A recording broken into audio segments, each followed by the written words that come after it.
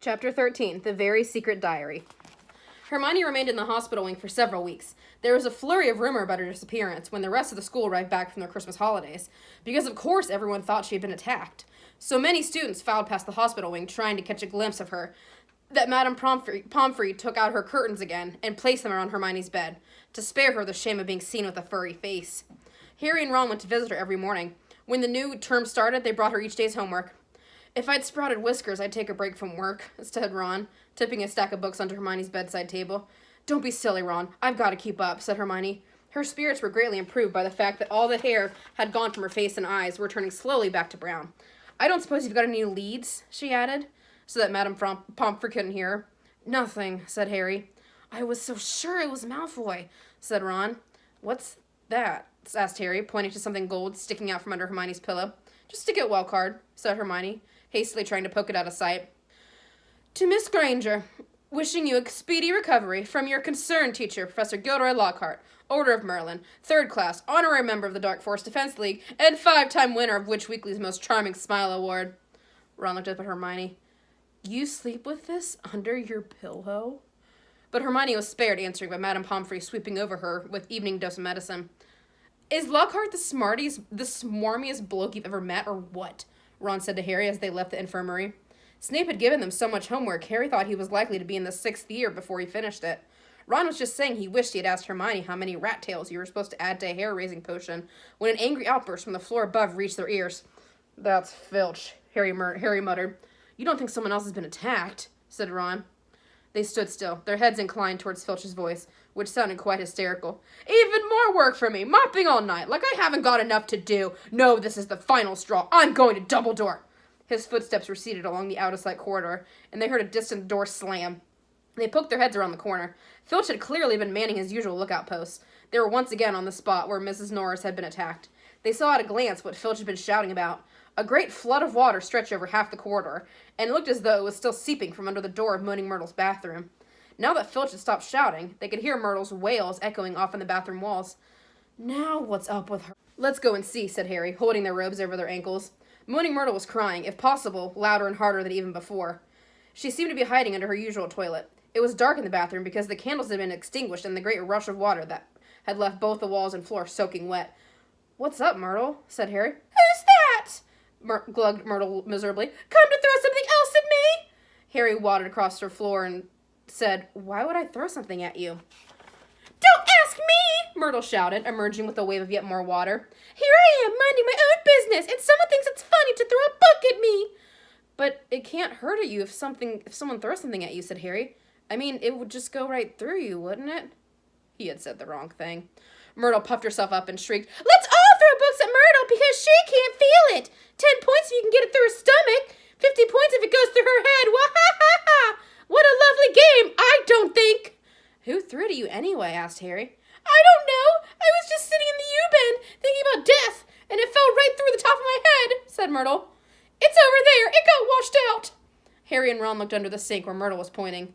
A small, thin book lay there. It had a shabby black cover and was as wet as everything else in the room. Harry stepped forward to pick it up, but Ron suddenly flung out an arm to hold him back. "What?" said Harry. "Are you crazy?" said Ron. "It could be dangerous." "Dangerous?" said Harry. "Come off it. How could it be dangerous?" "You'd be surprised," said Ron. "Some of the books that the ministry's confiscated, Dad's told me, there was one that burned your eyes out. And everyone who reads Sonnets of a Sorcerer spoke in limericks for the rest of their lives.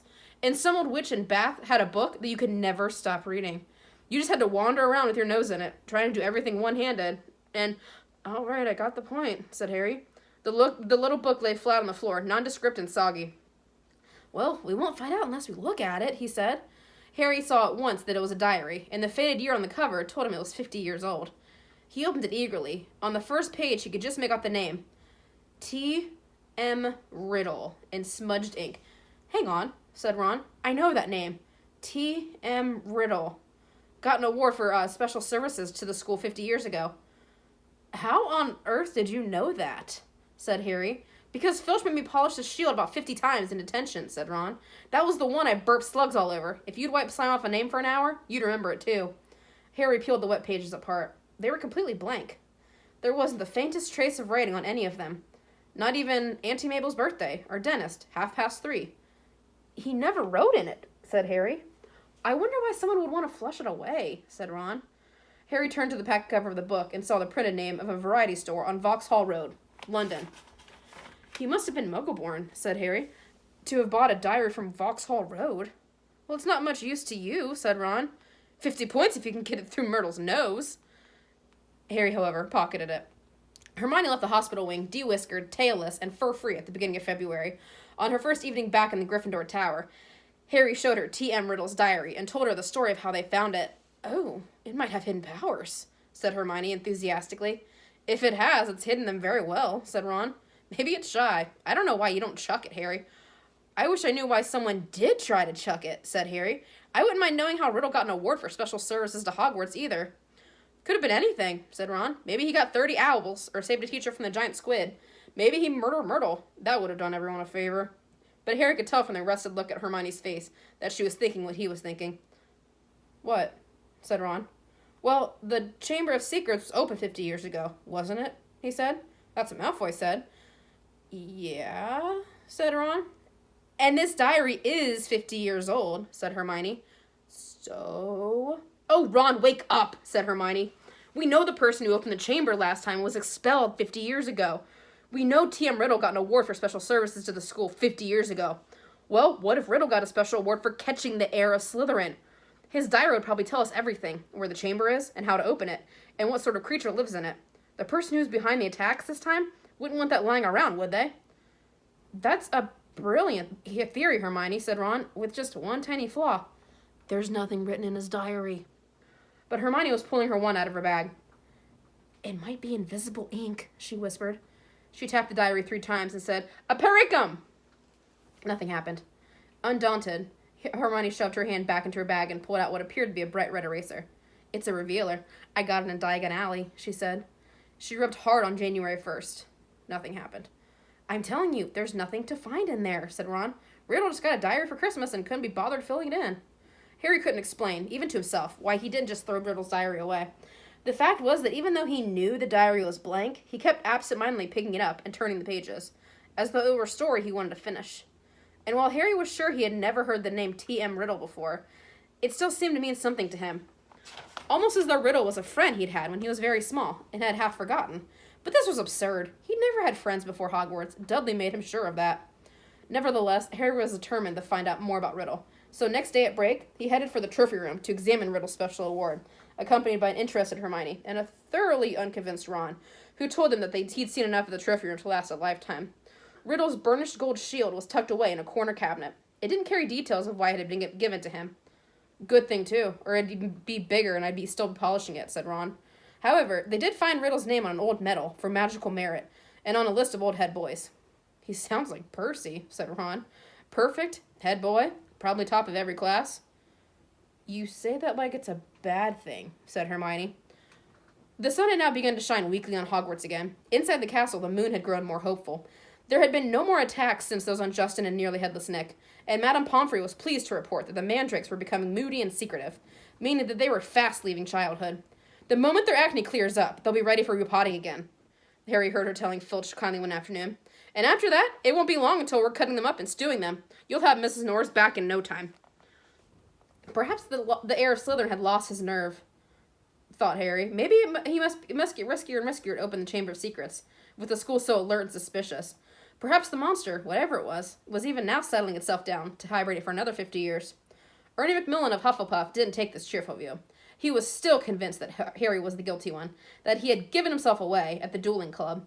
Peeves wasn't helping matters. He kept popping up in the crowded corridors singing, "Oh, Potter, you rotter," now with the dance routine to match. Gilderoy Lockhart seemed to think he himself had made the attack stop.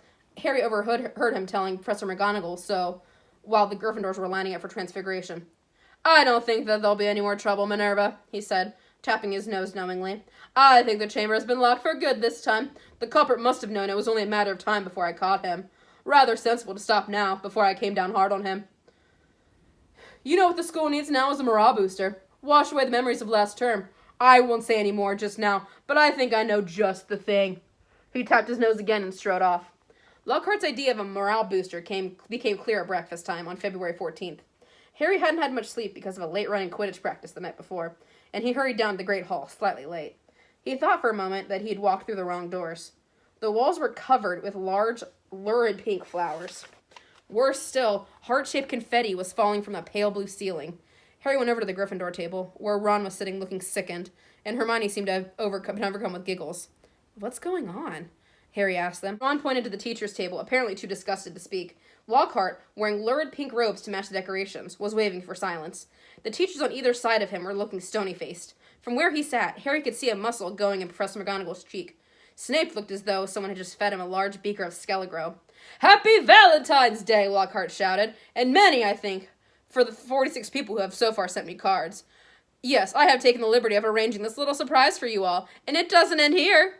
Lockhart clapped his hands, and through the doors to the entrance hall marched a dozen surly-looking dwarfs. Not just any dwarfs, however. Lockhart had them all wearing golden wings and carrying harps. "My friends, card-carrying cupids," beamed Lockhart. "They will be roving around the school today delivering your valentines. And the fun doesn't stop there. I'm sure my colleagues will want to enter into the spirit of the occasion. Why not ask Professor Snape to show you how to whip up a love potion? And while you're at it, Professor Flitwick knows more about entrancing enchantments than any wizard I've ever met, the old sly dog." Professor Flitwick buried his face in his hands. Snape was looking as though the first person to ask him for a love potion would be force-fed poison. "Please, Hermione, tell me you weren't one of the 46, Ron said as they left the Great Hall for their first lesson. Hermione suddenly became very interested in searching her bag for her schedule and didn't answer. All day long, the dwarfs kept barging into their classes to deliver valentines, to the annoyance of the teachers, and late that afternoon, as the Gryffindors were walking upstairs for charms, one of the dwarfs caught up to Harry. "Oi, you, Harry Potter!" shouted a particularly grim-looking dwarf, elbowing people out of the way to get to Harry. Hot all over at the thought of being given a valentine in front of a line of first-years, which happened to include Ginny Weasley, Harry tried to escape. The dwarf, however, cut his way through the crowd by kicking people's shins, and reached him before he'd gone to 2 paces. "I've got a musical message to deliver to Harry Potter in person," he said, twanging his harp. "Not here," Harry hissed.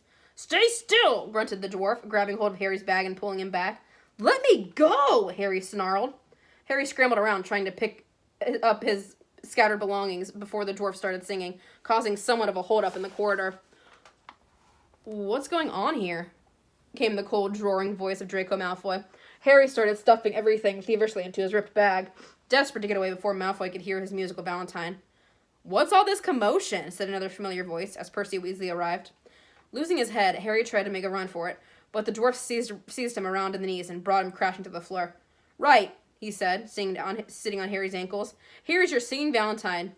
His eyes are green as a fresh pickled toad. His hair is as dark as a blackboard. I wish he was mine. He's really divine. The hero who conquered the Dark Lord."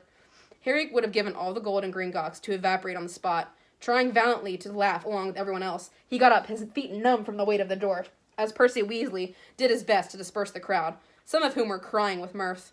Off you go. The bell rang 5 minutes ago. Off to class now," he said. "And you, Malfoy." Harry glanced over and saw Malfoy stoop and snatch up something. Leering, he showed it to Crabbe and Goyle, and Harry realized that he'd gotten Riddle's diary. "Give that back," said Harry. "Wonder what Potter's written in this," said Malfoy. "Hand it over, Malfoy," said Percy. "When I've had a look," said Malfoy, waving the diary tauntingly at Harry. Percy said, "As a school prefect," but Harry had lost his temper. He pulled out his wand and shouted, "Expelliarmus!" And just as Snape had disarmed Lockhart, so Malfoy found the diary shooting out of his hands into the air. Ron, grinning broadly, caught it. "Harry," said Percy, "no magic in the corridors. I'll have to report this, you know." But Harry didn't care. He was one up on Malfoy, and that was worth 5 points from Gryffindor any day. Malfoy was looking furious, and as Ginny passed him to enter the classroom, he yelled spitefully after her, "I don't think Potter liked your valentine much." Ginny covered her face with her hands and ran to her class. Snarling, Ron pulled out his wand too, but Harry pulled him away. Ron didn't need to sit in the hole of charms belching slugs. It wasn't until they had reached Professor Flitwick's class that Harry had noticed something rather odd about Riddle's diary.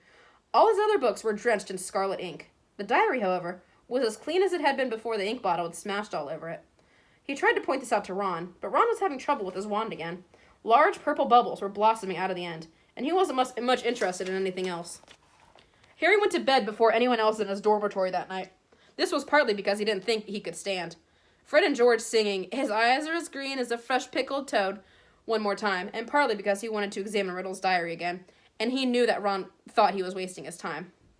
Harry sat on his four-poster bed and flicked through the blank pages, not one of which had a trace of scarlet ink on it.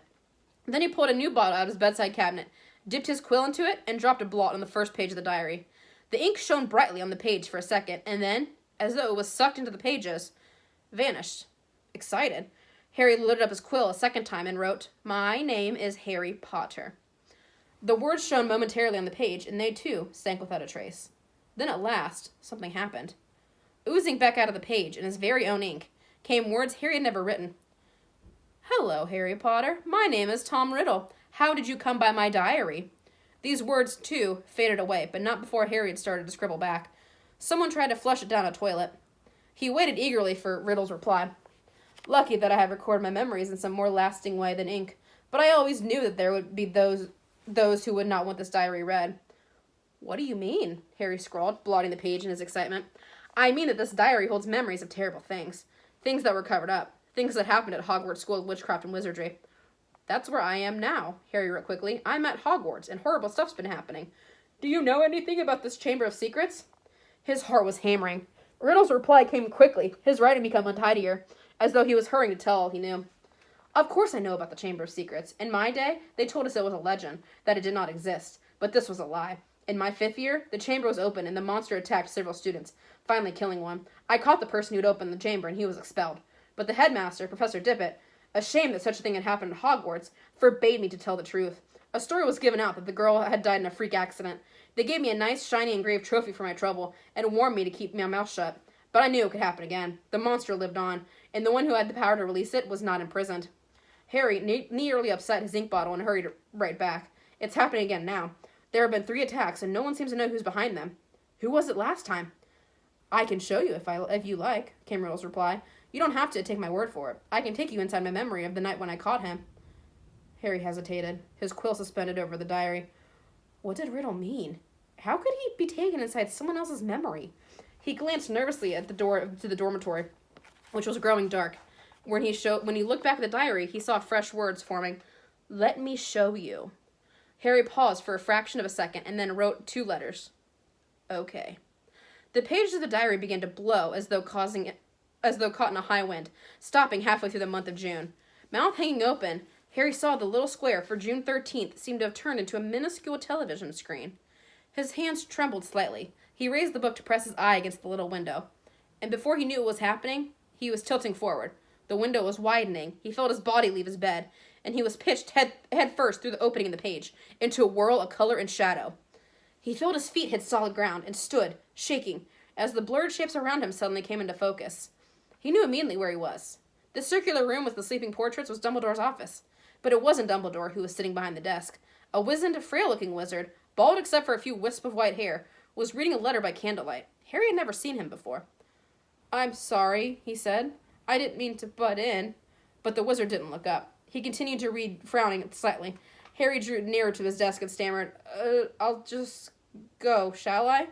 Still, the wizard ignored him. He didn't seem to have even heard him. Thinking that the wizard might be deaf, Harry raised his voice. "Sorry I disturbed you. I'll go now," he shouted. The wizard folded up the letter with a sigh, looked up, and walked past Harry without glancing at him. It went to draw the curtains at its window. The sky outside the window was ruby red. It seemed to be sunset. The wizard went back to his desk, sat down, and twiddled his thumbs, watching the door. Harry looked around the office. No Fawkes the Phoenix. No whirring silver contraptions.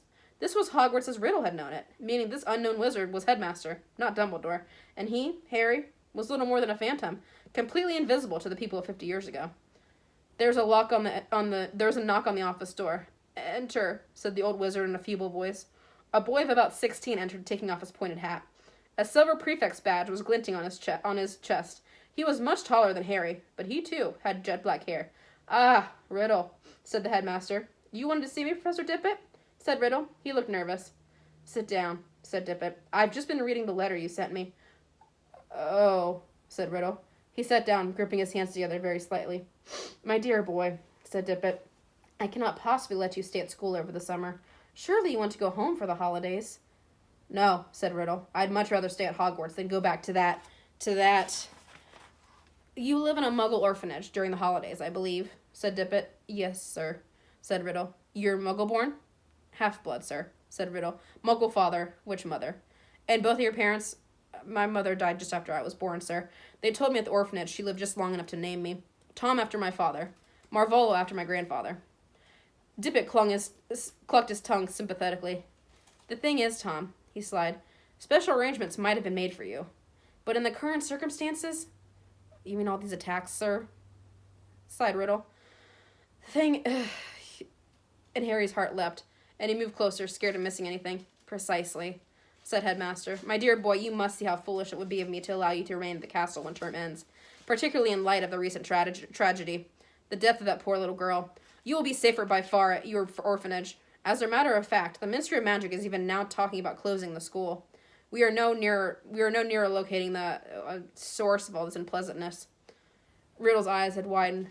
Sir, if the person was caught, if it all stopped... What do you mean? Said Dippet, with a squeak in his voice. Riddle, do you mean you know something about these attacks? No, sir, said Riddle. But Harry was sure it was the same sort of no that he had given Dumbledore. Dippet sank back, looking faintly disappointed. You may go, Tom. Riddle slid off his chair and slouched out of the room. Harry followed him. Down the moving spiral staircase they went, emerging next to the gargoyle in the darkened corridor. Riddle stopped, and so did Harry, watching him. Harry could tell that Riddle was doing some serious thinking. He was biting his lip, his forehead furrowed. Then, as though he had suddenly reached a decision, he hurried off, Harry gliding noiselessly behind him. They didn't see another person until they reached the entrance hall. What are you doing wandering around this late, Tom? Harry gaped at the wizard. He was none other than a 5th year younger Dumbledore. I had to see the headmaster, sir, said Riddle. Well, hurry up to bed, said Dumbledore, giving Riddle exactly the kind of penetrating stare Harry knew so well. Best not to roam the corridors these days. Not since... He sighed heavily, bade Riddle good night, and strode off. Riddle watched him walk out of sight, and then headed straight down the stone steps to the dungeon, with Harry in hot pursuit. But to Harry's disappointment, Riddle led him not to a hidden passageway, or a secret tunnel, but to the very dungeon in which Harry had potions with Snape. The torches hadn't been lit, and when Riddle pushed the door almost closed, Harry could only just see him, standing stock still by the door, watching the passage outside. It felt to Harry that they were there for at least an hour. All he could see was the figure of Tom at the door, staring through the crack, waiting like a statue. And just when Harry had stopped feeling expectant and tense, and starting to wish he could return to the present, he heard something move behind the door. Someone was creeping along the passage. He heard whoever it was pass the dungeon where he and Riddle were hidden. Riddle, quiet as a shadow, edged through the door and followed him, Harry tiptoeing behind him, forgetting that he couldn't be heard. Perhaps 5 minutes they followed the footsteps, until Riddle stopped suddenly, his head inclined in the direction of new noises. Harry heard a door creak open, and then someone speaking in a hoarse whisper. Come on. Gotta get you out of here. Come on. In the box. There was something familiar about that voice. Riddle suddenly jumped around the corner. Harry stepped out behind him. He could see the dark outline of a huge boy who was crouching in front of an open door, a very large box next to it. Evening, Rubeus, said Riddle sharply. The boy slammed the door shut and stood up. What are you doing down here, Tom? Riddle stepped closer. It's all over, he said. I'm going to have to turn you in, Rubeus. They're talking about closing Hogwarts if the attacks don't stop. Would you... I don't think he meant to kill anyone, but monsters don't make good pets. I suppose you just let it out for exercise, and... It never killed no one, said the large boy, backing against the closed door. From behind him, Harry could hear a funny rustling and clicking. Come on, Rubeus, said Riddle. The dead girl's parents will be here tomorrow. The least Hogwarts can do is make sure that thing that killed their daughter is slaughtered. It wasn't him! Roared the boy. He wouldn't! He never! Stand aside, said Riddle, drawing out his wand. His spell lit the corridor with a sudden flaming light. The door behind the large boy flew open with such force and knocked him in the wall opposite. And out of it came something that made Harry let out a long, piercing scream unheard by anyone. A vast, low-slung, hairy body and tangle of black legs, a gleam of many eyes, and a pair of razor-sharp pincers. Riddle raised his wand again, but he was too late. That thing bowled over him as it scuttled away, tearing up the corridor and out of sight. Riddle scrambled to his feet, looking after it. He raised his wand, but the huge boy leapt on him, seized his wand, and threw it back at him, yelling, No! The scene whirled. The darkness became complete. Harry felt himself falling, and with a crash, he landed spread eagle on his four-poster in the Gryffindor dormitory, Riddle's diary lying open on his stomach. Before he had time to regain his breath, the dormitory door opened and Ron came in. There you are! Harry sat up. He was sweating and shaking. What's up? Said Ron. It was Hagrid, Ron. Hagrid opened the Chamber of Secrets 50 years ago.